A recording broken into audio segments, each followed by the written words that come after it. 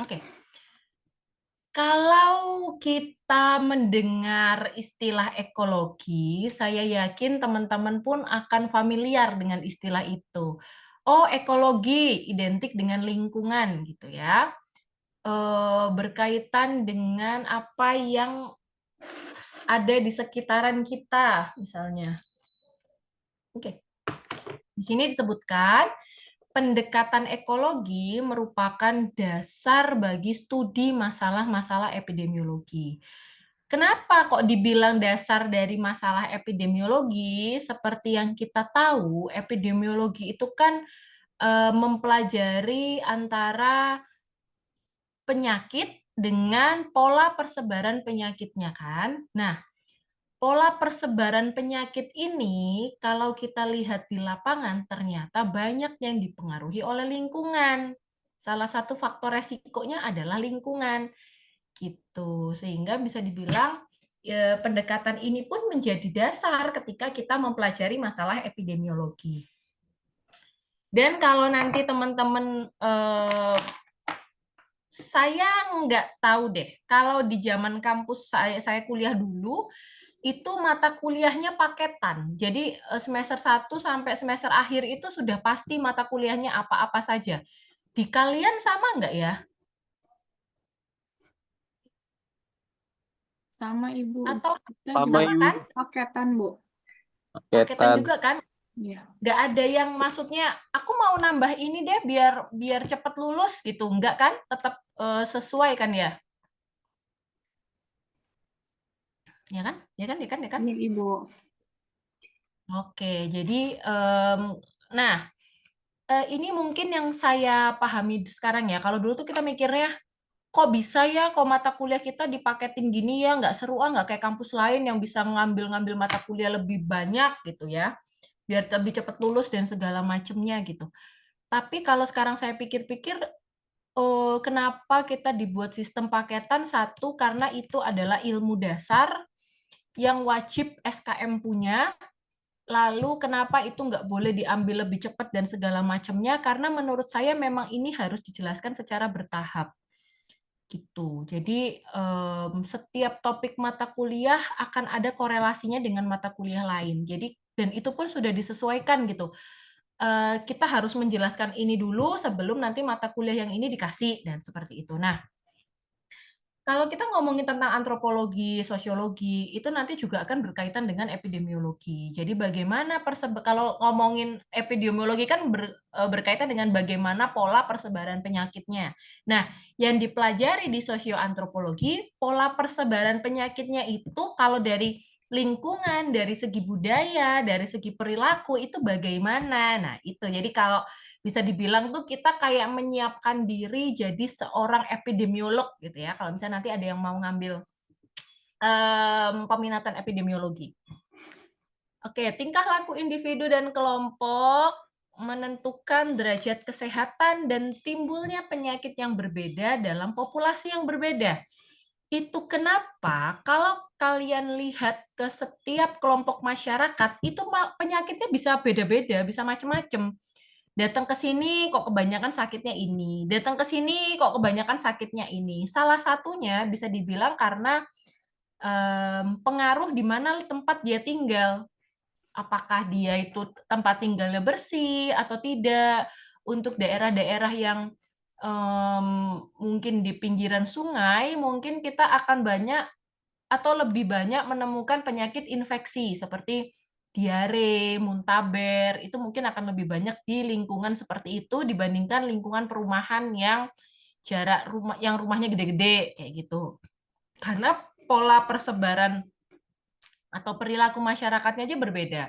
Terus juga faktor dari ya penyebab penyakit itu kan juga bisa berbeda.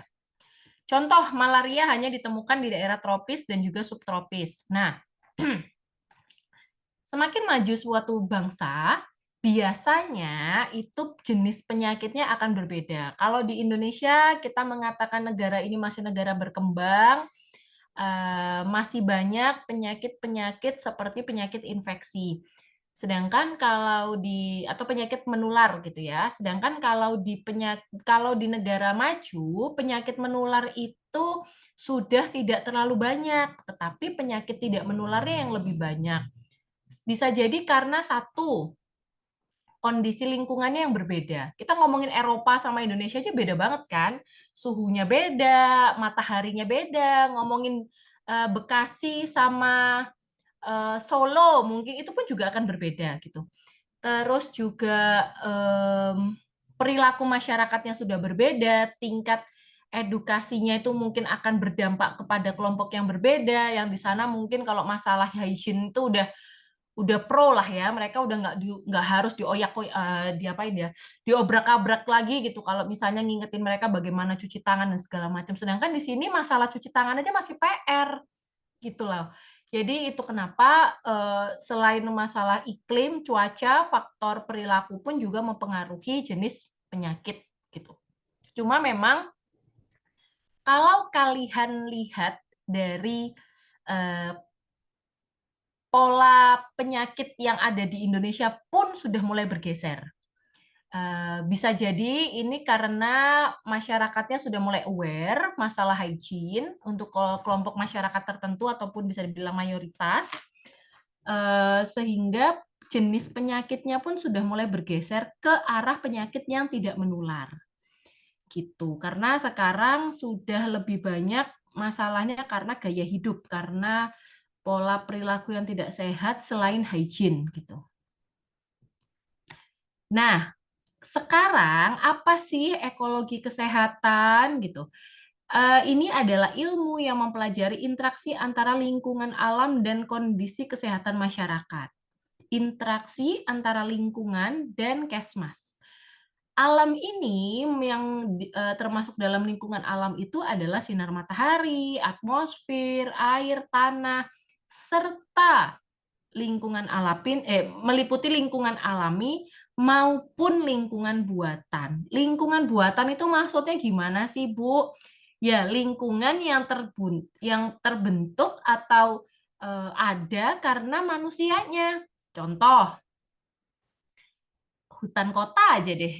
Hutan kota itu kan sebetulnya adalah lingkungan yang dibentuk oleh manusia ya. Seberapa besar hutan kota yang mau kita punya itu kan tergantung pemimpinnya nih, mau segimana gede. Seberapa banyak pohon yang ditanam di sebuah kota itu kan juga termasuk dari tata kota dari sebuah wilayah gitu yang kuasanya adalah dari pimpinannya, misalnya seperti itu. Itu kan jadi bisa kita bilang itu adalah lingkungan yang dibuat. Kalau dulu, saya cerita tentang Surabaya aja ya, karena dulu saya lahir gede di Surabaya. Surabaya itu termasuk yang oke sih, tanamannya banyak, tapi tidak rapi, tidak tidak pokoknya banyak pohon tumbang lah pokoknya karena nggak banyak yang diurus.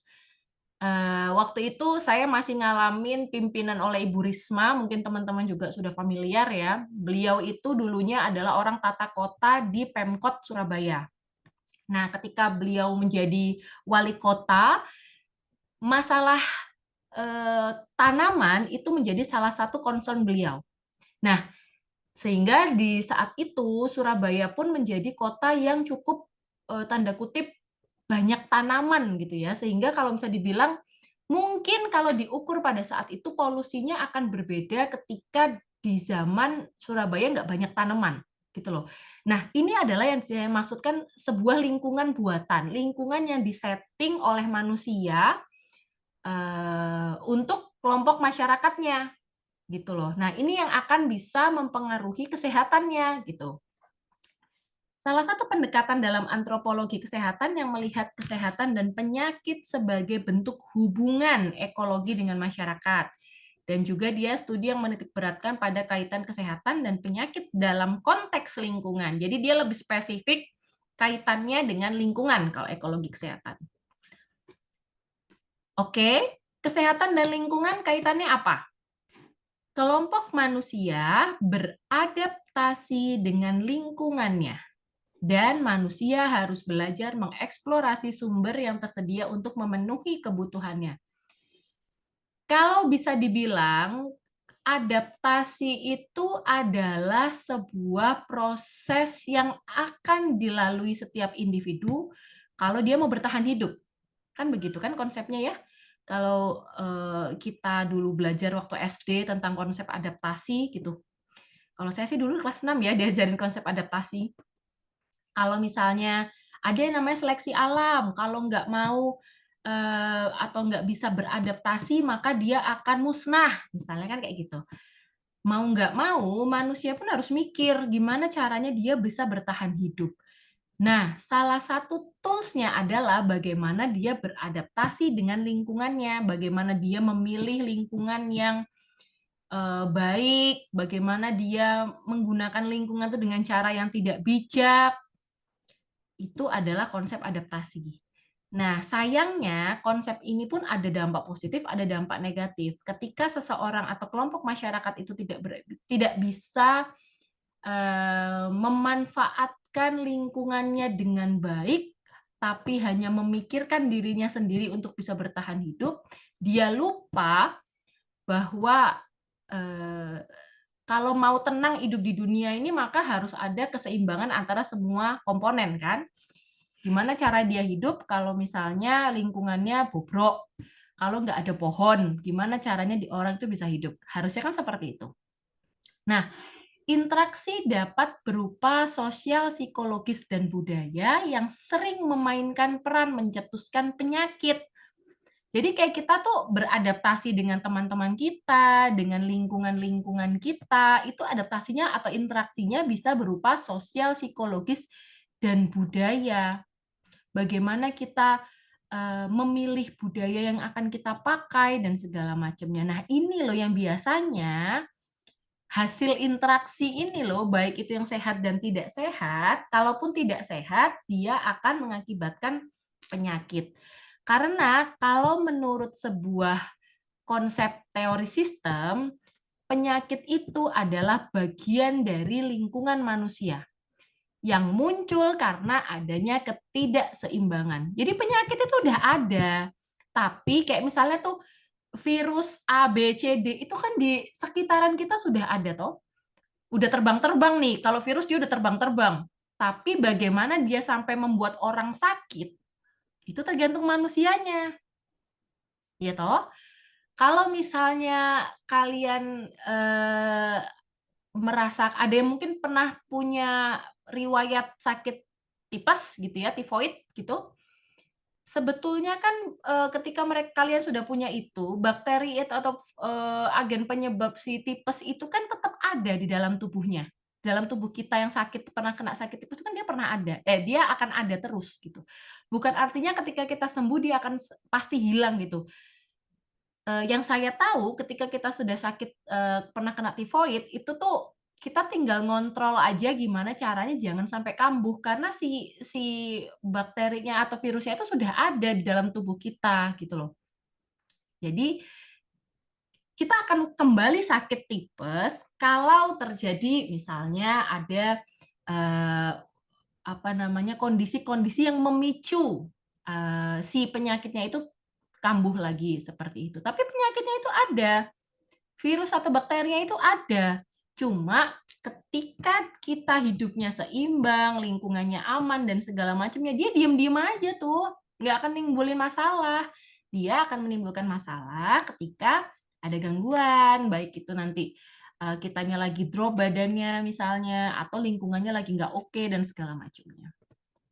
Jadi, kalau kita mau pakai contoh modelnya si McElroy, teman-teman bisa melihat ada banyak lingkaran-lingkaran di sini. Nah, kita lihat lingkaran dulu deh yang abu-abu. Ada tulisan environment. Jadi ini adalah lingkaran untuk lingkungan.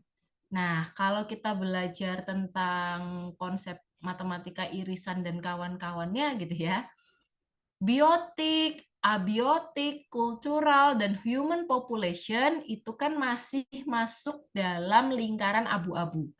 Artinya, untuk ngomongin masalah lingkungan, lingkungan itu macam-macam. Ada lingkungan abiotik, ada lingkungan biotik, ada lingkungan cultural, ada lingkungan human population. Ya, yang di dalam dalam lingkaran ini ada banyak variabelnya lagi. Kalau lingkuran biotik ada predator, vektor, patogen, material, food. Jadi ini adalah komponen-komponen dari lingkungan biotik. Yang ini tanda panahnya adalah dua arah gitu ya. Artinya apa? Artinya setiap komponen yang ada di dalam sini akan mempengaruhi lingkungan biotik secara keseluruhan. Pun sama dengan yang lainnya. Di abiotik ada suhu, energi, dan juga material. Semuanya saling mempengaruhi lingkungan abiotik. Termasuk di budaya. Lingkungan budaya itu termasuk ada ideologi, organisasi sosial, dan juga teknologi. Yang ini pun juga akan saling mempengaruhi. Sebentar ya. Ideologi akan mempengaruhi teknologi, teknologi juga akan mempengaruhi ideologi. Jadi ibarat kata kalau bahasa orang Jawa, mulek aja kayak gitu, muter aja kayak gitu. Karena memang setiap komponen itu akan saling mempengaruhi. Nah, di luar lingkaran tadi ada juga garis-garis yang saling menghubungkan. Tuh, nggak ada kan yang nggak saling menghubungkan, semuanya saling menghubungkan. Artinya, setiap komponen lingkungan pun akan mempengaruhi komponen-komponen yang lainnya. Abiotik akan mempengaruhi biotik, human population, dan cultural. Biotik juga akan sama mempengaruhi yang lain-lainnya. Pun ketika di luar lingkungan ini ada lingkaran ini ada lingkaran lain di luarnya, ada individual organism dan juga tisu atau sel. Jadi, kalau mau kita bilang, sebetulnya ini lingkaran tentang apa sih, Bu? Gitu ya. Ini adalah, bisa kalian istilahkan adalah sebuah sistem yang terjadi di dalam kehidupan kita. Bagaimana lingkungan bisa sampai mempengaruhi jaringan dari setiap manusia. Tuh, dari cuma, wah lingkungan doang kok bisa sampai ngerubah bentuk tubuh manusia ya? Nah, inilah jalan asal muasalnya. Ya, budaya. Kalau teman-teman pernah tahu deh, saya nggak tahu, saya lupa di daerah mana. Tetapi ada budaya yang mewajibkan perempuannya itu pakai anting-anting yang besar banget. Iya kan? Pernah tahu kan? Yang kalau sampai dari yang kecil sampai yang gede. Ada lagi yang pakai apa namanya? Kayak cincin di lehernya. Akhirnya apa? Itu kan merubah bentuk tubuh mereka kan? Yang telinganya jadi panjang, lehernya pun panjang. Jadi hanya dari sebuah perkara budaya itu bisa sampai merubah bentuk fisik manusia. Kalau ditanya asal muasalnya, ya karena mulai dari sini kalian bisa pakai prinsip model ini, gitu ya. Penjelasan model. Jadi lingkungan ini bisa dikonsepkan menjadi 3, adalah lingkungan fisik, biotik, dan juga budaya, yang masing-masing saling bergantung dan berinteraksi secara terus-menerus. Artinya, ini perubahan nggak akan berhenti nih di lingkungan itu. Hari ini sama dengan 1000 tahun lagi itu akan sangat berbeda. Jangan kan ngomongin 1000 tahun lagi. Hari ini dan lusa mungkin akan kondisinya berbeda. Tergantung dari perilaku yang ada di dalamnya. Hari ini kering, besok basah. Nanti hari ini nggak ada demam berdarah, besok ada demam berdarah. Jadi setiap hari, setiap waktu itu kondisi itu selalu berubah-ubah, sehingga kalian jangan ngerasa kalau pengen merubah sesuatu itu harus merubah dalam jangka waktu yang lama, terus juga sesuatu yang besar. Minimal dengan kalian melakukan perubahan perilaku individu, itu suatu hari nanti akan berdampak terhadap lingkungan keseluruhan dari sebuah kelompok masyarakat. Misalnya deh, ambil contoh. Kemarin ini kan saya nggak tahu ya, di tahun ini tuh kayak banyak daerah yang awalnya nggak banjir jadi banjir. Mungkin di daerah asli teman-teman merasakan atau enggak. Kalau saya merasakan karena ibu saya kemarin cerita di rumah saya di Surabaya, nggak pernah seumur-umur banjir masuk rumah. Dan kemarin banjir masuk rumah. Mertua saya orang Lampung asli, beliau lahir di Pringsewu, salah satu daerah di Lampung gitu ya. Beliau cerita, dulu waktu mama kecil pernah banjir. Habis itu nggak pernah banjir lagi. Sampai sekarang usia beliau 60 lebih, baru banjir lagi. Apa yang bisa bikin banjir kalau bukan karena adanya perubahan lingkungan?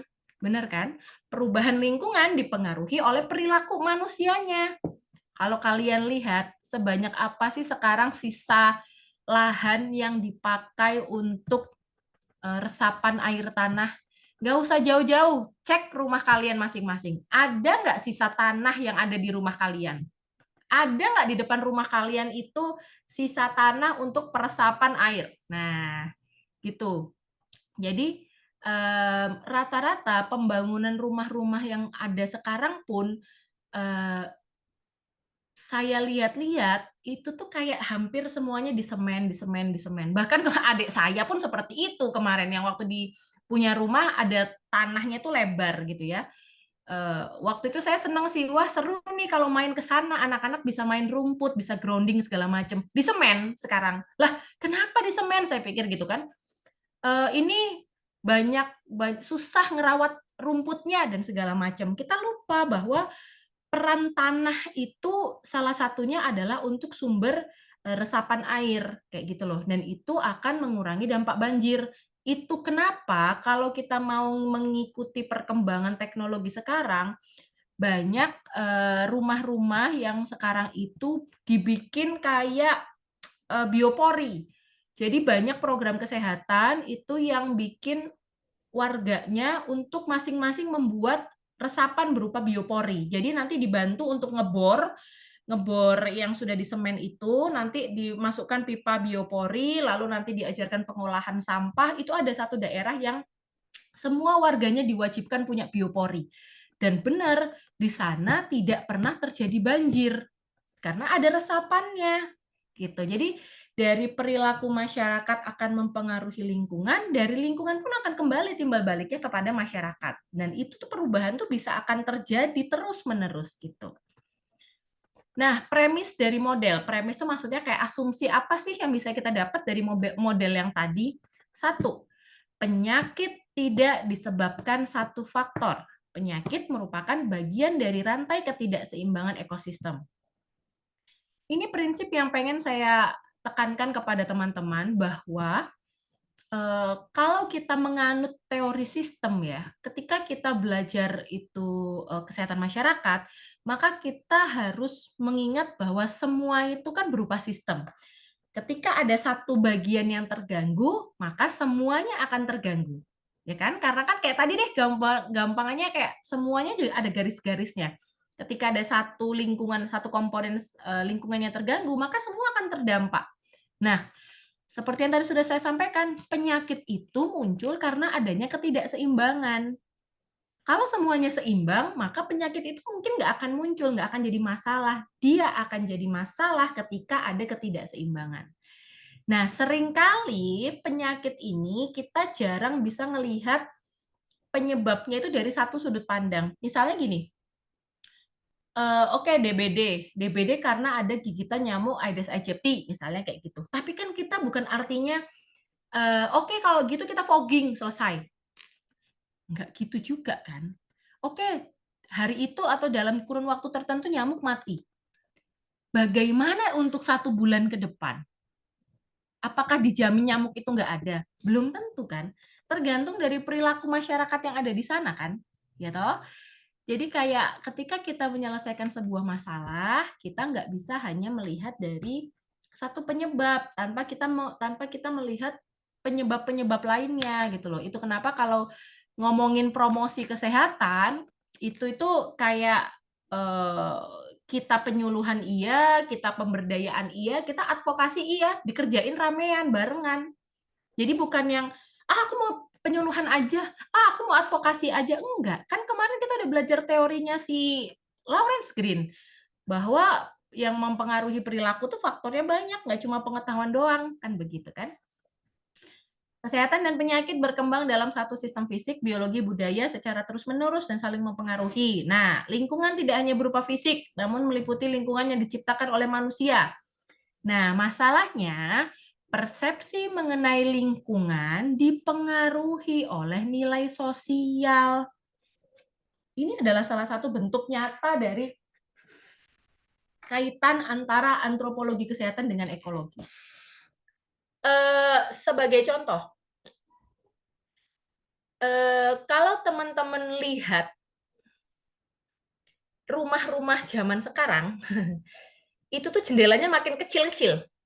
Benar nggak? Coba kalian amati di sekitaran rumah kalian, rata-rata rumah-rumah modern itu ventilasinya lebih terbatas, lebih kecil dibandingkan rumah zaman dulu. Kalau rumah zaman dulu itu bisa kayak ukurannya hampir satu daun pintu sendiri, gede banget. Sinar matahari banyak. Karena kalau orang sekarang kan pada pakai AC, ya kan? Jadinya rumah-rumahnya itu banyak yang satu nggak dapat cahaya matahari, dua dia ventilasinya, lubang ventilasinya atau jendela ventilasinya nggak bisa dibuka.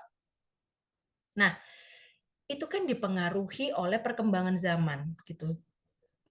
Bentuk rumah pun akan berbeda. Dulu bentuk rumah plafonnya itu pendek, sekarang rata-rata plafonnya tinggi. Itu juga akan mempengaruhi kondisi kesehatan dan itu dipengaruhi nilai sosial yang dianut oleh masyarakat pada saat itu. Nanti kalau kalian datang ke setiap daerah, rumah-rumah pun akan berbeda-beda. Ada rumah panggung, ada yang rumah dari kayu misalnya, ada yang kayak rumah modern zaman sekarang. Nah, itu loh kondisi-kondisi ini yang bisa kita lihat sebagai bentuk nyata korelasi antara antropologi dari sebuah nilai budaya dengan si kondisi lingkungannya yang nantinya akan berdampak terhadap kesehatan. Oke, hubungan ekologi dan kesehatan masyarakat. Ekologi manusia mempelajari bagaimana manusia beradaptasi dengan lingkungan, baik secara biologis maupun budaya. Adaptasi dapat mempengaruhi resiko penyakit dan kesehatan secara umum. Lingkungan sebagai faktor resiko, lingkungan yang bisa sebagai faktor resiko adalah berkaitan lingkungan fisik, contohnya adalah polusi udara, kualitas air, kondisi sanitasi, biologis, dan juga sosial. Jadi secara tidak langsung lingkungan tuh kita nggak bisa membayangkan lingkungan itu hanya lingkungan fisik, tapi macam-macam kan, apalagi tadi kita udah lihat si modelnya McElroy tadi, termasuk juga lingkungan sosial, di mana tingkat kemiskinan maupun urbanisasi perpindahan penduduk serta akses terhadap pelayanan kesehatan juga akan mempengaruhi bagaimana pola perilaku masyarakatnya. Perilaku masyarakat desa dengan perilaku masyarakat kota itu pun akan berbeda, terutama terhadap jenis pemilihan pengobatan. Itu kenapa misalnya pengobatan tradisional masih banyak dipakai oleh masyarakat yang tinggal di desa dibandingkan yang di kota. Gitu ya. Nah, penyebaran penyakit terkait ekologi, ada zoonosis, ada perubahan iklim, dan juga ada polusi. Zoonosis ini penyakit yang ditularkan dari hewan ke manusia, misalnya rabies ataupun leptospirosis. Nah, yang perlu kita waspadai adalah penyakit yang ditularkan dari hewan ke manusia yang berkaitan dengan lingkungan. Contohnya ada si leptospirosis. Leptospirosis ini adalah penyakit yang ditularkan melalui air seni tikus terhadap manusia yang ketika tidak diobati ataupun pengobatannya terlambat bisa mengakibatkan kematian. Buset, kena pipisnya tikus saja bisa meninggal. Kan begitu kan kalau kita pikir-pikir. Nah, kok bisa leptospirosis ini terjadi dan penyebarannya bisa mengakibatkan orang meninggal? Salah satunya adalah kondisi banjir. Ketika kondisi banjir, maka resiko terkena leptospirosis itu meningkat. Ya kan? Jadi bayangkan untuk daerah-daerah yang sering banjir, maka resiko penyakit-penyakit yang ada di lingkungan tersebut meningkat. Gitu loh. Jadi banjir ini nanti ditanyain salah siapa gitu kan. Nah, ini kan kompleks ya kalau masalah banjir, perilaku masyarakat iya, lingkungannya juga iya, kebijakan pemerintahnya iya, jadi segala macamnya banyak. Nah, tapi yang perlu diwaspadai ya itu tadi ada juga loh penyakit yang disebarkan oleh hewan kepada manusia ketika terjadi kondisi banjir seperti itu. Perubahan iklim. Nah, ternyata perubahan iklim pun ini bisa berdampak kepada pola perubahan persebaran penyakit. Oke, sekarang gini deh. Mungkin zaman kita SD dulu selalu diajarkan sama guru kita musim penghujan antara bulan ini sampai bulan ini. Kemarau bulan ini sampai bulan ini. Jadi ketika kita melihat eh, apa namanya ada hujan, ada panas, itu kita bisa nerka-nerka. Ah, ini mah sampai bulan ini aja karena memang iklimnya begitu. Nanti kalau udah ganti bulan sekian itu udah masuk musim kemarau misalnya. Sekarang masih relevan nggak? Enggak. Udah mundur banget musim penghujan tuh harusnya yang tengah tahun ini udah hampir akhir tahun. Akhir tahun baru hujan. Di Bekasi aja Desember awal baru hujan. Padahal dulu harusnya mungkin sekitaran tengah tahun udah mulai hujan. Ini belum. Nanti mundurnya lama, mungkin hujan hanya sekitar 2-3 bulan, nanti habis itu langsung panas lagi. Makanya ada kemarau panjang, bisa jadi ada masa penghujan yang lama, jadi sehingga banjir dan gagal panen di mana-mana. Itu adalah salah satu faktor resiko terkait dengan pola persebaran penyakit. Nah, kayak tadi saya cerita ya di Pringsewu itu lagi banyak lagi banjir parah dan ibu saya bilang kasus demam berdarah yang akhirnya mengakibatkan meninggalnya orang lagi meningkat banget. Padahal kalau dilihat dari peta puskesmas, biasanya demam berdarah itu tingginya di kalau nggak salah ya sekitar awal sampai tengah tahun, bahkan nggak sampai biasanya. Pokoknya tapi biasanya mulai dari bulan Maret sampai Mei kalau nggak salah. Jadi itu tuh kayak mulai ada pergeseran semuanya. Jadi perubahan iklim bisa berdampak terhadap persebaran penyakit dan juga waktunya bisa berubah-berubah. Nah, yang ketiga, polusi. Paparan polutan seperti asap kendaraan bermotor yang memicu penyakit pernafasan berkaitan dengan ekologi.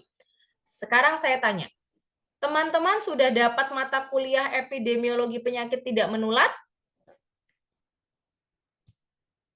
Dari Bu Syifa mungkin sudah dapat?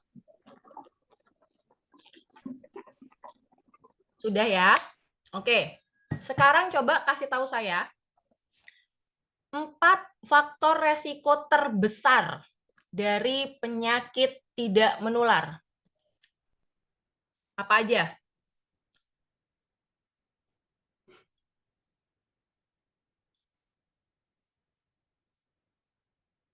Kalau nggak ada yang bisa jawab, saya lapor Bu Syifa nih. Bu Syifa, ini mahasiswanya gimana nih, Bu? Gitu. Ujian keluarin aja, Bu. Gitu ya. Saya ngomong Bu Syifa ya. Ayo, 4 faktor resiko terbesar atau yang paling sering ditemukan pada penyakit tidak menular.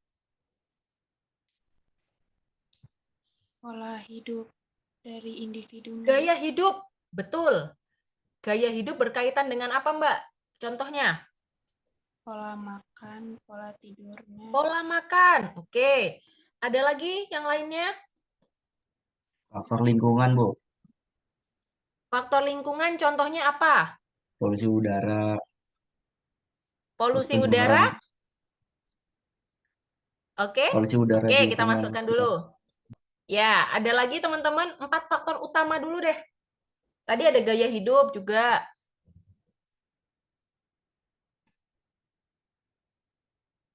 Wah, bener nih. Saya minta Bu Syifa masukin ujian aja lah. Mungkin kurangnya aktivitas fisik. Aktivitas fisik, betul. 2 lagi. Kebiasaan merokok, Bu. Kebiasaan merokok, 1 lagi. Konsumsi alkohol. Ya, betul. Jadi teman-teman, kalau kalian baca jurnal, ada jurnal itu 4 kali 4 kalau nggak salah ya. Ini saya sempat ngobrol juga sama Bu Syifa, kaget waktu kita nemuin ada jurnal terbaru. Jadi kalau yang awalnya ini adalah 4 faktor resiko terbesar itu adalah berkaitan dengan pola makan, aktivitas fisik, kebiasaan merokok, dan juga konsumsi alkohol. Jurnal terbaru seperti yang tadi disampaikan Mas Agung, polusi itu masuk jadi salah satu faktor resiko terbesar, berarti 6 terbesar penyakit tidak menular. Padahal dulu nggak masuk tuh polusi belum masuk. 4 ini yang terbesar ya tadi, gaya hidup, makanan, aktivitas fisik, pola makan, kebiasaan merokok, sama alkohol. Itu adalah 4 faktor resiko terbesar. Polusi baru masuk di, saya lupa deh tahun jurnalnya itu tahun berapa, tapi baru-baru ini kok. Nah, coba satu lagi faktor resiko apa yang menurut kalian dulunya kayaknya nggak mungkin masuk, tapi sekarang justru masuk? Berkaitan dengan masalah yang lagi hype zaman sekarang.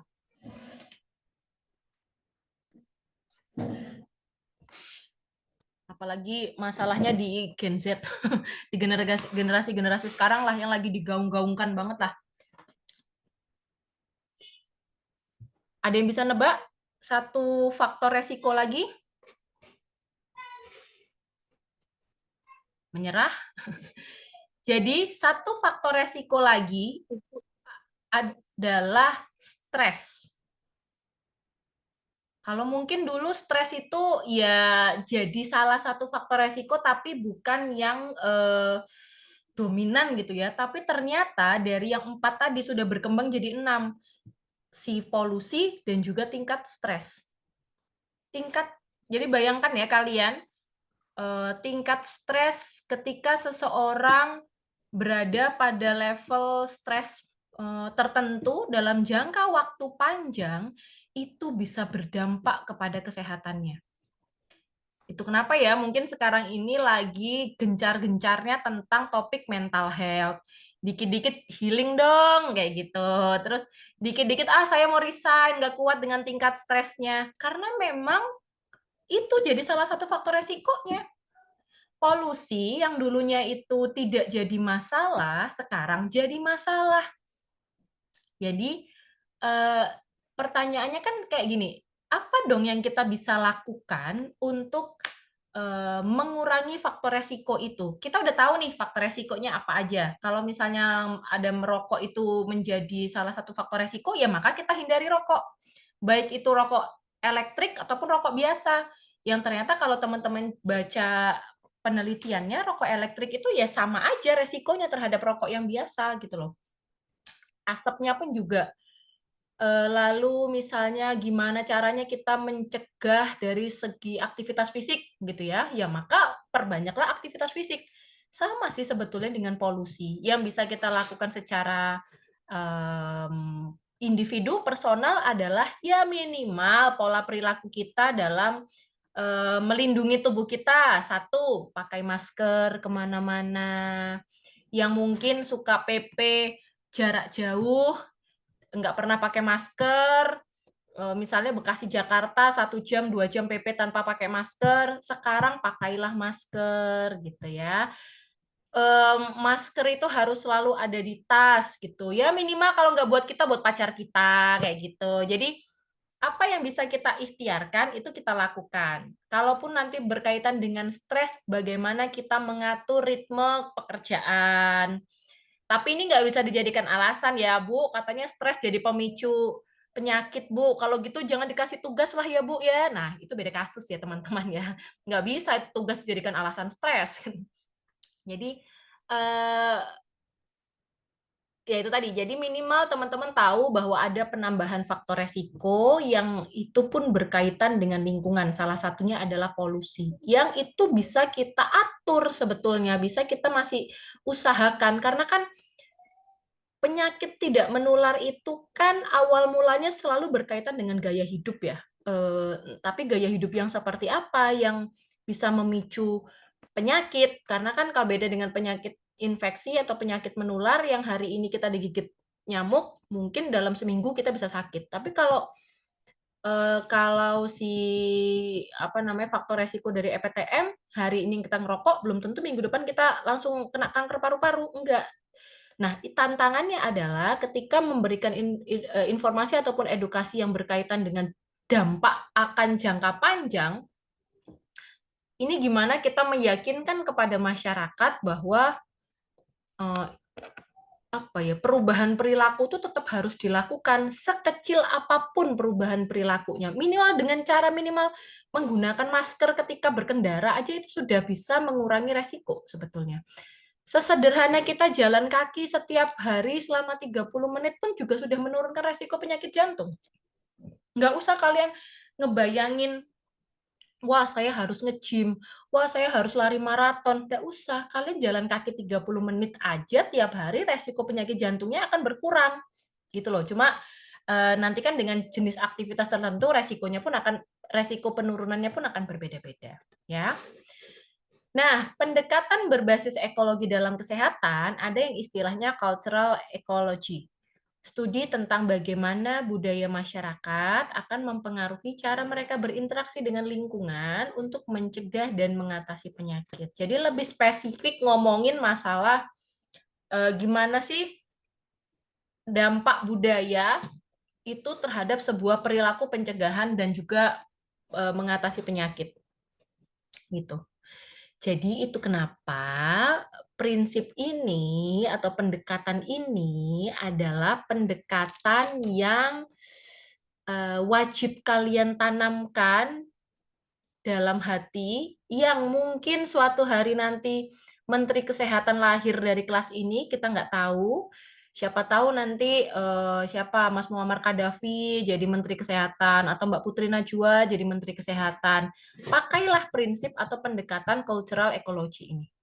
Jadi kalau suatu hari kalian jadi pimpinan, nggak asal bikin kebijakan yang pokoknya kelar gitu loh, tanpa kalian mempertimbangkan masalah kebudayaan yang ada di sana.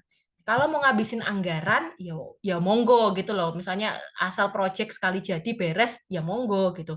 Tapi kalau ingin punya program yang sifatnya itu sustain dalam jangka waktu panjang, lebih efektif sampai pada tahap perubahan perilaku, maka pertimbangkanlah unsur budaya dalam menyusun program.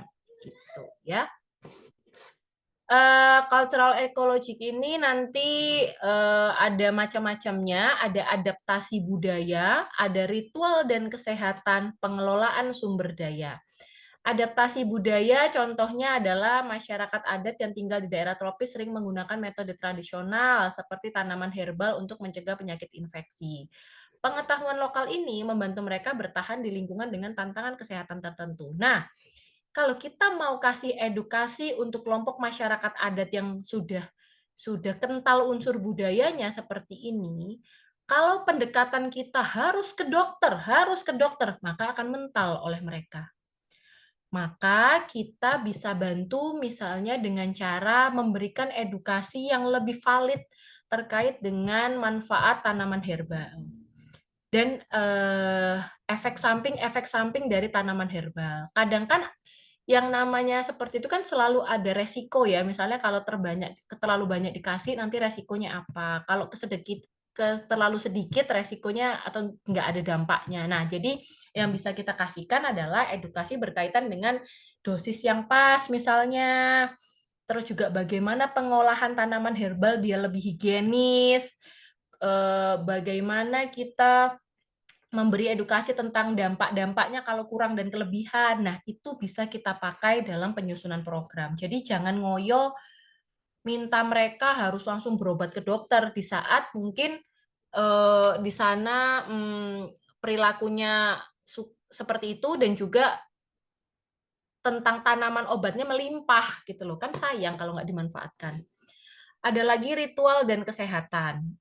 Di beberapa daerah ritual tertentu ataupun pantangan-pantangan tertentu bisa menyelamatkan mereka dari resiko kesehatan. Tetapi ada juga ritual-ritual terhadap membolehkan mereka makan makanan tertentu, itu pun juga bisa berdampak pada meningkatkan resiko penyakit yang ada di sana. Jadi Ini mungkin akan lebih susah lagi untuk ngasih tahu mereka terkait dengan yang harusnya nggak boleh tapi mereka makan. Contohnya kayak di daerah Sulawesi gitu kan, semua jenis hewan mereka boleh makan seperti itu. Itu mungkin akan lebih susah edukasinya dibandingkan yang memang sudah nggak makan. Kayak misalnya di Bali itu kan nggak boleh makan daging sapi karena dianggap suci. Tapi minimal dengan mereka menghindari konsumsi daging sapi, mereka punya resiko terhindar dari penyakit akibat daging sapi yang terkontaminasi. Gitu. Yang ketiga, pengelolaan sumber daya. Nah, di sini juga pakai pendekatan ekologi. Contohnya, komunitas agraris sering mengembangkan sistem irigasi tradisional yang tidak hanya mendukung pertanian, tetapi juga mengurangi habitat nyamuk penyebab malaria. Kan kalau perbedaan nyamuknya penyebab malaria dan DB itu kan bedanya kalau yang di DB itu yang penting ada genangan air gitu ya. Sedangkan kalau malaria itu biasanya dia suka ditinggal di air yang lebih jernih, lebih bersih kayak gitu. Tapi sama-sama prinsipnya di air yang menggenang gitu. Nah, kalau mereka memanfaatkan sistem irigasi dengan cara mengalirkan air itu ke sawah-sawah, ke ladang dan kawan-kawannya, mereka akan mengurangi resiko adanya air yang tergenang gitu. Jadinya secara tidak langsung mereka akan menurunkan faktor resiko terjadinya penyebab penyakit, contohnya di sini malaria. Cultural ecology berperan penting dalam program kesehatan masyarakat karena memberikan wawasan tentang cara masyarakat lokal memanfaatkan pengetahuan budaya untuk menjaga keseimbangan dengan lingkungan mereka. Jadi memang kalau misalnya kita pakai prinsip kebudayaan itu, secara kita tidak langsung itu kita belajar memahami mereka dari sudut pandang apa yang mereka yakini. Salah satu trik sebetulnya ketika kita ingin dipercaya oleh orang adalah yakini dulu apa yang mereka percaya. Yakini itu dalam artian gini. Misalnya kita ada kita mau ngasih tahu orang gitu ya, tapi orang tuh kayak kekeh gitu. Enggak, Mbak, misalnya tuh kayak gini-gini. Kita tuh terima dulu. Jadi jangan langsung defense yang nolak gitu, enggak. Kalau kita langsung defense kita nolak, orang akan cenderung reject dan jaga jarak. Tapi kita berusaha berpikir dari sudut pandang orang itu. Oh iya ya bener ya harusnya ya. Tapi kenapa ya kita kok tapi kenapa ya kok masalah itu muncul kalau ternyata itu benar gitu. Jadi kita terima dulu, kita respon mereka dengan baik, baru nanti kita bantu ajak mereka berpikir. Triknya kalau kita mau meyakinkan seseorang tuh seperti itu. Teorinya begitu. Jadi ini berlaku untuk apapun. Ini berlaku untuk apapun, komunikasi apapun. Kalau kita mau diterima oleh orang lain, maka terima dulu apa yang dia sampaikan. Bukan kita meyakini dalam arti itu akan kita pakai juga persepsinya, enggak. Tapi kita iyakan dulu, baru nanti kita respon pelan-pelan dari sudut pandang kita yang masih bisa dikaitkan dengan apa yang dia yakini. Itu akan lebih mudah diterima. Dari buku yang saya baca begitu. Dengan menggunakan kebudayaan inilah manusia beradaptasi dengan lingkungan dan dalam proses adaptasi manusia mendayagunakan lingkungan untuk tetap dapat melangsungkan kehidupan. Jadi teman-teman, budaya ini bisa dibilang adalah salah satu alat untuk kita bertahan hidup. Kalau kamu mau bisa eksis di satu tempat, maka kalian mau nggak mau harus berbaur dengan budaya yang ada. Jangan ngeyel, ibarat katanya. Tapi bukan artinya kita harus menghilangkan identitas diri kita, ya enggak. Tapi bagaimana kita bisa membaur di sana. Gitu. Oke, sekarang coba kita lihat konsep adaptasi ya. Dari tadi udah disinggung sekilas, konsep adaptasi itu apa sih? Gitu. Jadi adaptasi itu sama seperti yang sudah kita pelajari zaman SD, itu tuh kayak bagaimana cara kita bertahan hidup dari seleksi alam, kan gitu kan. Nah, dilakukan selalu oleh setiap makhluk hidup untuk menyesuaikan diri dengan lingkungan alam sekitarnya, baik secara biologis, genetik, maupun secara budaya. Kalau nanti kita ngomongin genetik atau biologis, maka itu adalah adaptasi yang jangka panjang, ya sampai adanya perubahan genetik. Mungkin teman-teman kalau ini kita ambil contoh di hewan aja ya. Hewan-hewan yang tinggal di daerah yang dingin itu kan bulunya lebih tebal. Dari satu jenis, misalnya beruang aja, beruang itu nanti bisa macam-macam. Beruang yang tinggal di daerah ini bentuknya tubuhnya seperti ini. Beruang yang tinggal di daerah dingin bentuk tubuhnya seperti ini. Sama-sama jenis rubah misalnya. Oh, nanti rubah yang tinggal di dataran rendah bentuk telinganya begini, tapi kalau yang dataran tinggi bentuk telinganya begini gitu. Jadi sama-sama satu jenis tapi bentuknya bisa beda-beda tergantung di mana dia tinggal, karena itu adalah bentuk adaptasi dari lingkungan dia. Adaptasi merupakan juga suatu proses yang dinamis, karena baik organisme ataupun lingkungan tidak ada yang bersifat konstan. Kayak tadi ya, di model tadi ya, itu kan selalu berubah secara terus-menerus. Karena semuanya beradaptasi. Lingkungan beradaptasi dengan perilaku manusianya, perilaku manusia beradaptasi juga dari lingkungannya. Gitu. Dia mungkin terjadi karena satu, penyesuaian dalam waktu yang singkat dan evolusi dalam jangka waktu yang panjang. Kalau jangka waktu yang singkat, mungkin adaptasi ini karena mungkin ada tekanan-tekanan tertentu gitu ya, itu akhirnya berubah langsung, membuat masyarakat harus langsung beradaptasi. Tapi kalau sampai pada tahapan perubahan bentuk fisik kayak tadi tuh di model tadi yang paling bawah kan adalah perubahan tisu atau jaringan. Itu kan membutuhkan waktu yang lama. Bukan artinya hari ini kita pakai apa sih namanya cincin di leher yang banyak, maka anak kita yang kita lahirkan langsung lehernya panjang. Itu enggak kayak gitu.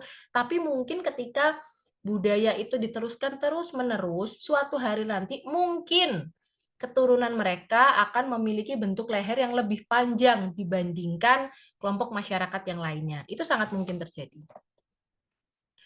Lingkungan yang berbeda dapat mempengaruhi perubahan bentuk dan ukuran tubuh yang berbeda-beda. Ya, ini mah kita yang tinggal di Asia dengan Eropanya aja, dengan iklim yang berbeda, bentuk fisiknya pun berbeda. Sekarang kita lihat ada tahapan adaptasi berdasarkan kecepatannya. Bisa dibilang kecepatan yang paling cepat adalah yang nomor 4, dan yang paling lama adalah yang nomor 1. Kalau yang nomor 1 tuh dia udah tahapannya filogenetik. Yang kedua itu dia berubahnya masih berubah fisik. Kalau genetik kan udah sampai di keturunan gitu ya.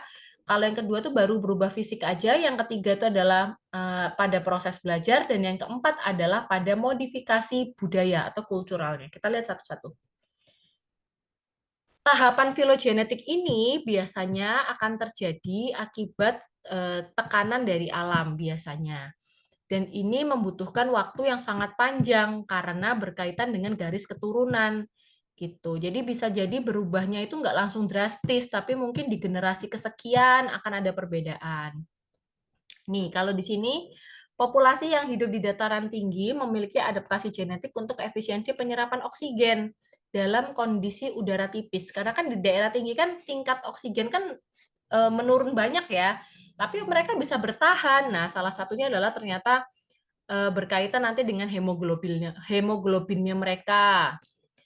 Lalu yang kedua, individu dengan resistensi genetik terhadap penyakit tertentu seperti malaria pada mereka yang membawa gen sickle cell. Nah, tahapan ini menunjukkan bagaimana lingkungan fisik dapat membentuk sifat biologis populasi dan mempengaruhi kerentanan ataupun ketahanan terhadap penyakit.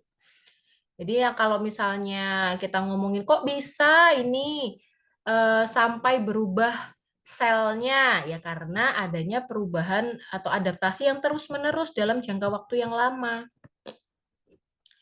Yang kedua, ini yang adaptasi yang terjadi karena atau dalam jangka waktu yang lebih pendek gitu ya.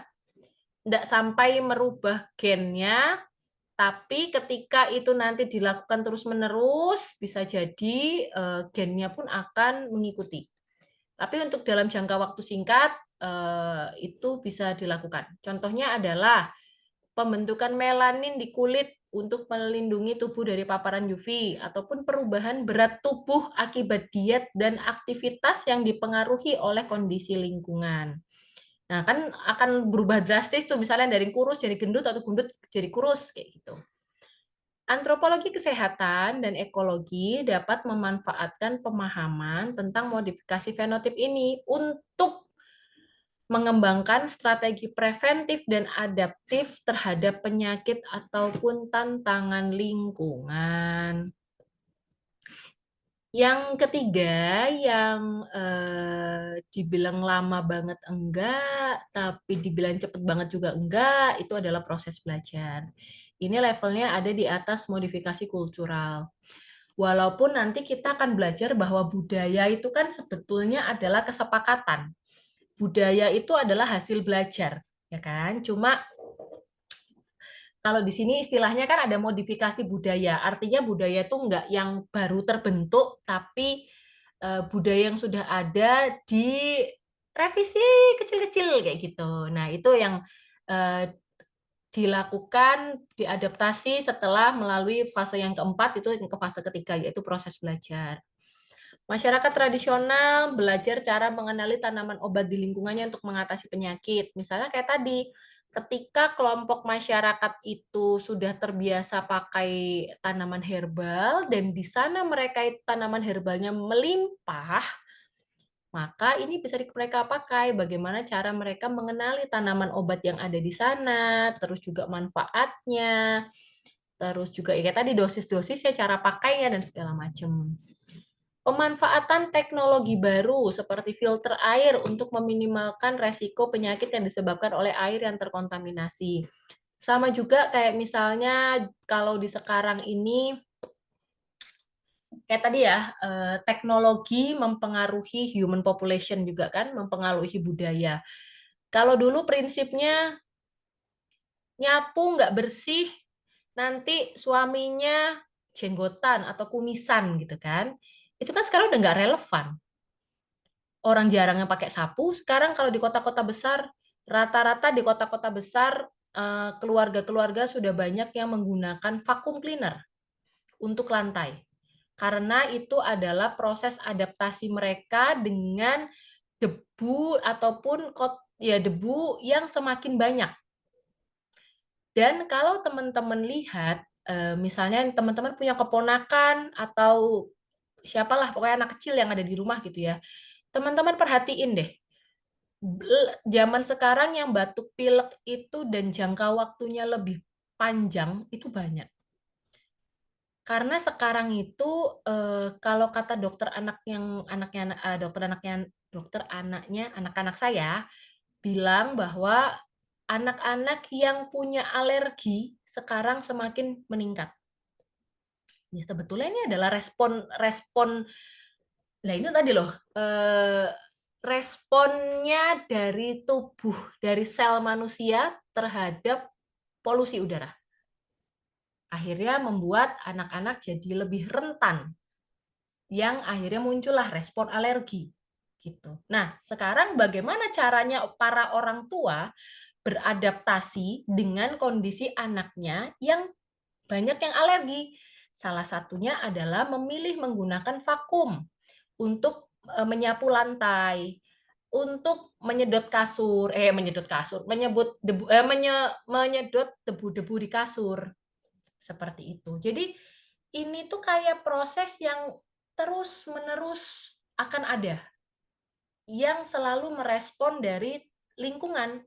Bagaimana kita bertahan di lingkungan yang kotor ini, bagaimana kita membuat anak kita tetap sehat dengan bibit alergi yang ada. Alergi itu kan, kalau misalnya ya kita bilang alergi itu kan pasti ada di dalam tubuh manusia. Tapi seberapa sering dia kambuh, itu kan nanti balik lagi tergantung dari seberapa bersih lingkungannya, terutama untuk yang alerginya itu debu dan segala macam. Ada lagi loh yang alerginya tuh macam-macam gitu ya. Ada yang kalau kata dokternya itu alergi rumput. Bayangkan, itu kayak mana itu alergi rumput? Kalau dulu kita taunya alergi mah makanan aja, sekarang mah alergi macam-macam. Bahkan ada anak yang konsul sama dokternya udah ngecek segala macam, ini anak kenapa? Tahu nggak alerginya apa? Alergi nasi, coba. Nah, gimana ini anak, orang Indonesia apalagi ya, harus makan nasi biar sehat dan segala macam. Ini malah alerginya alergi nasi. Jadi mau kayak gimana pun dia akan sering sakit-sakitan selama masih dikasih nasi. Gitu. Jadi proses belajar ini akan muncul atau akan dilalui setelah biasanya ada modifikasi si kulturalnya ini tadi. Jadi ketika, sekarang kayaknya sapu itu udah nggak relevan lagi deh karena debunya terbang-terbang. Jadi nanti mereka berpikir gimana ya caranya saya membersihkan rumah tanpa saya pakai sapu, tanpa saya pakai kemoceng misalnya, biar debunya nggak terbang-terbang. Ada nih alatnya namanya vacuum cleaner. Oke lah saya pakai, nanti gimana responnya di anak-anak saya dan segala macam. Ini ada modifikasi kultural, ini adalah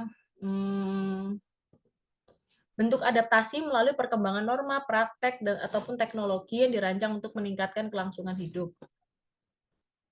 Pembangunan rumah panggung sebagai upaya untuk mengurangi resiko kesehatan akibat air kotor. Ya, ini kan kayak, ya contohnya mungkin di Kalimantan kali ya. Di sana rumah panggung lebih banyak dibandingkan kita, dan rata-rata jenis kayu yang dipakai pun akan berbeda. Karena yang saya lihat ketika saya dulu pernah ke Pontianak, itu air yang meluap itu nggak cuma di saat hujan, gitu. Jadi kayak kalau rumahnya itu nggak rumah panggung, itu akan lebih sering tenggelam rumahnya, gitu. Yang saya lihat di sana dan dari cerita saudara. Jenis kayunya harus kuat air kan, kalau di Kalimantan tuh yang kuat air tuh kayu ulin kalau tidak salah ya. Karena nanti, itu kenapa ya teman-teman, kalau kalian lihat di kelompok masyarakat yang misalnya di tingkat ekonomi menengah ke bawah, contohnya tinggal di bantaran sungai dan segala macamnya, jenis penyakit mereka itu berbeda. Kebanyakan penyakit-penyakit infeksi yang sering kambuh ketika banjir. Jadi kalau ngomongin masalah banjir itu nggak cuma masalah nggak cuma ngomongin masalah infrastruktur, tapi juga masalah kesehatan. Karena ketika banjir, penyakit infeksi itu meningkat kayak gitu. Yang kedua, ritual yang mengatur konsumsi makanan untuk mencegah keracunan ataupun infeksi. Ini contoh yang lain. Modifikasi kultural sangat penting dalam mengintegrasikan pengetahuan lokal ke dalam program kesehatan masyarakat yang berbasis ekologi. Jadi nih, mengintegrasikan pengetahuan lokal. Artinya, kalau kita mau bikin program kesehatan masyarakat yang berbasis ekologi, pastikan bahwa kita memilih menggunakan pendekatan kultural ekologi tadi kan. Biar ya ketika kita bikin program tuh ada sudut pandang dari masyarakatnya lah, berkaitan dengan budayanya. Intinya penyebabnya adaptasi itu ada 1, tekanan lingkungan, 2, perubahan genetik, 3, penggunaan informasi kultural, yang keempat pola konsumsi dan teknologi, dan yang kelima yang paling besar itu biasanya adalah ekonomi dan kebijakan. Kalau dulu harga-harga masih murah, kita bisa cenderung makan apa aja. Sekarang harga-harga jadi lebih mahal dan adanya aturan-aturan tertentu sehingga harus ada perubahan pola makan dan segala macamnya. Perubahan pola makan pun nanti bisa berdampak kepada kesehatan. Manusia cenderung beradaptasi untuk menghadapi lingkungan fisik, untuk dia survive dari cuaca maupun perubahan iklim. Lalu juga untuk bisa menghadapi perubahan biologis dan fisiologis. Jadi kalau misalnya ada perubahan tempat tinggal, habitat, dan segala macamnya, itu nanti dia harus bisa beradaptasi. Juga untuk menghadapi perubahan sosial dan juga budaya. Budaya lokal seringkali membantu masyarakat menghadapi tantangan lingkungan dengan cara kolektif. Nah, jadi budaya itu selalu punya dampak positif dan negatif ya. Kalau budayanya itu baik, maka yang dapat kebaikan itu adalah satu kelompok masyarakat. Tapi ketika budayanya itu nggak oke, yang ngerasain efeknya pun juga satu kelompok masyarakat. Kalau kita bisa bikin budaya itu dari yang tidak baik ke baik, maka kita bisa menyelamatkan satu kelompok masyarakat. Jadi nggak cuma individu-individu, tapi langsung satu kelompok masyarakat. The power of budaya, gitu. Urbanisasi dan industrialisasi, ini berkaitan dengan ya migrasi, terus juga pola pencaharian dan segala macamnya. Adaptasi dalam segi kesehatan itu adalah contohnya mengatasi penyakit, itu rata-rata sekarang kan udah banyak vaksin, bahkan vaksin yang dulu vaksin COVID udah ada, terus yang vaksin flu Singapura itu sekarang udah ada, vaksin DBD pun sudah ada. Kalau misalnya teman-teman adalah salah satu orang yang pro vaksin, saya sangat sarankan untuk berangkatlah vaksin DBD gitu, karena vaksin udah DBD udah ada vaksinnya gitu. Tapi ingat-ingat bahwa vaksin itu tidak akan mengurangi resiko sampai 100%, tapi mengurangi dampak dari resiko dari penyakitnya. Yang kalau misalnya harusnya kalau misalnya kita tanpa vaksin tuh kita mungkin akan sampai parah. Nah, dengan vaksin tuh minimal resikonya nggak sampai separah itu.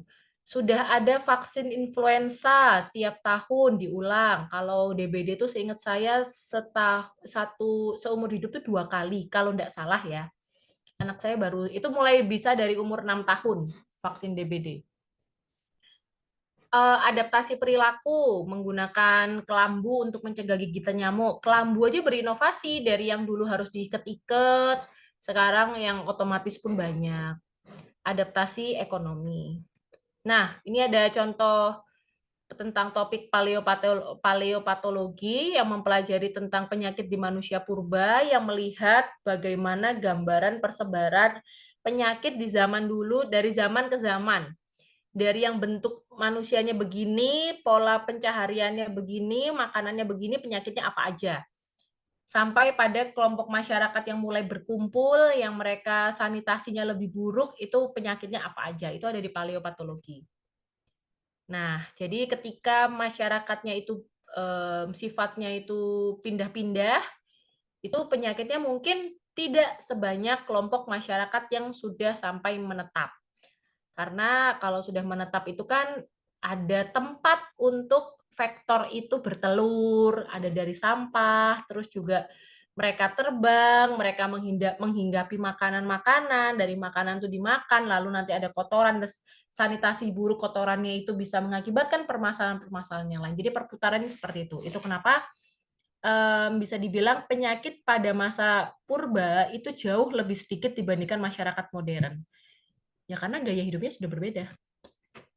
Nah, kalau topik epidemiologi ini saya yakin teman-teman juga sudah familiar, ini berkaitan dengan persebaran penyakit, jadi mempelajari pola persebaran penyakit, termasuk juga faktor-faktor resikonya. Tugasnya adalah, tugas epidemiolog ini membuat korelasi.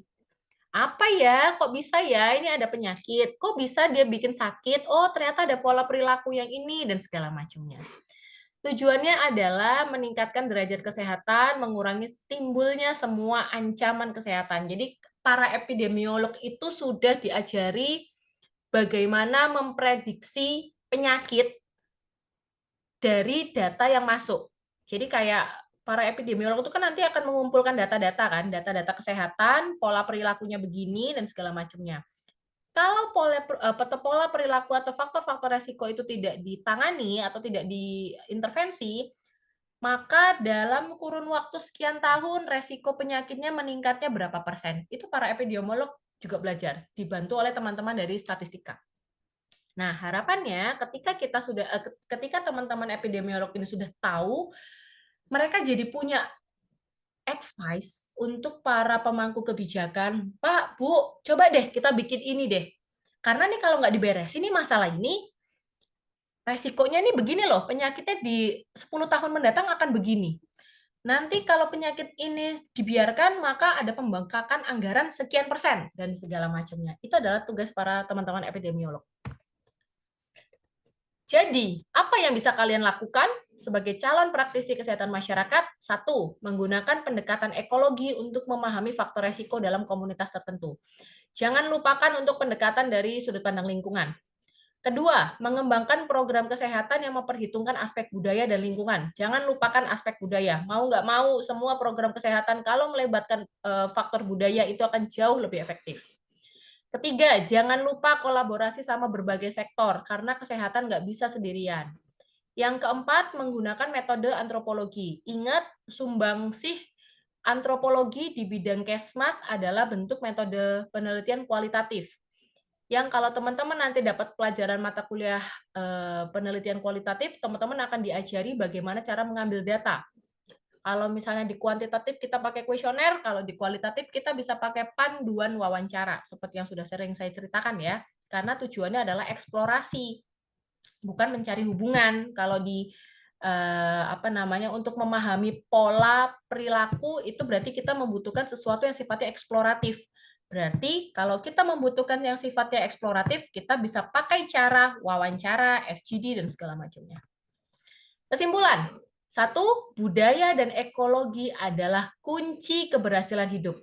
Kalau kalian mau bertahan hidup di zaman yang agak-agak ini ya, kalian harus memperhatikan bagaimana hubungan kalian dengan lingkungan sekitar, bagaimana hubungan kalian dengan budaya yang ada di lingkungan sekitar kalian juga. Yang kedua, keseimbangan adalah kunci. Kalau mau sehat, ya bagaimana kalian bisa menghubungkan antara setiap komponen agar berjalan sama-sama sehat, kayak gitu. Yang ketiga, aku bisa apa? Aku cuma mahasiswa biasa, gitu. Kalian adalah agen perubahan. Artinya, agen perubahan ini kalian nggak harus berekspektasi menghasilkan sesuatu yang besar dulu. Mulai dari yang kayak tadi tuh, pakai masker kemana-mana, ngasih tahu keluarga terdekatnya kalian, Bu, Pak, ternyata polusi itu bisa berakibat ke penyakit tidak menular loh suatu hari nanti. Bu, Pak, pakai masker ya kalau kemana-mana. Ingetin pacarnya, sayang, kamu kalau kemana-mana pakai masker ya. Kayak gitu. Itu adalah yang bisa kita lakukan. Tanpa kita berusaha ngoyo-ngoyo banget, tanpa akhirnya nanti, udahlah aku nggak bisa apa-apa, nggak usah lah aku ngapa-ngapain gitu. Itu adalah salah satu cara sederhana sebelum kita mengedukasi masyarakat, edukasi diri sendiri, edukasi orang-orang yang tinggal satu rumah sama kita deh. Bu, itu ada air nih, ada air menggenang, aku buang ya dari kaleng, misalnya kayak gitu. Kalian menjaga lingkungan sekitar kalian aja itu sudah bagian dari agen perubahan. Dan yang keempat adalah kolaborasi multidisiplin. Ini adalah titipan kalau misalnya suatu hari nanti kalian jadi pemangku kebijakan, jadi pimpinan, maka bekerja samalah dengan banyak sektor. Jangan ngerjain semuanya sendiri gitu ya. Kalau mau ngerjain semuanya sendiri, selain anggaran boncos, kalian pun akan jadi lebih capek dan ujung-ujungnya semuanya sia-sia karena permasalahan itu nggak ada yang bisa diselesaikan hanya dari satu sudut pandang. Oke, itu adalah topik hari ini yang bisa saya berikan. Ada yang mau didiskusikan dulu, teman-teman?